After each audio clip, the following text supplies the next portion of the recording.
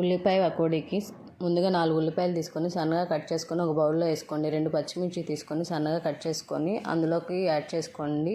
అందులోనే ఉప్పు, సోడా ఉప్పు, పసుపు కూడా వేసి బాగా అందులో నీరంతా దిగే వరకు బాగా కలపండి. 1 స్పూన్ జీలకర్ర కూడా వేయండి.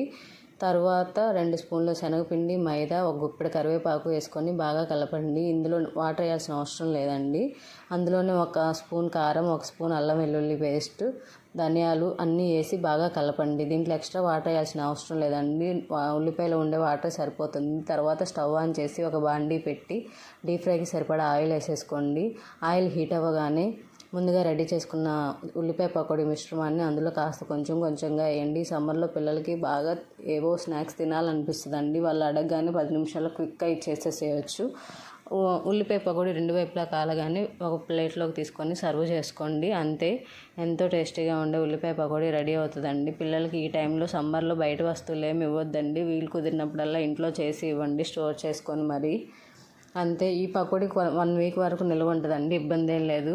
మా పిల్లలు కూడా తిన్న టేస్ట్ చాలా బాగుందని చెప్పారు. కొత్తగా ఎవరైనా మా ఛానల్ చూస్తుంటే సబ్స్క్రైబ్ చేయండి, లైక్ చేయండి, షేర్ చేయండి.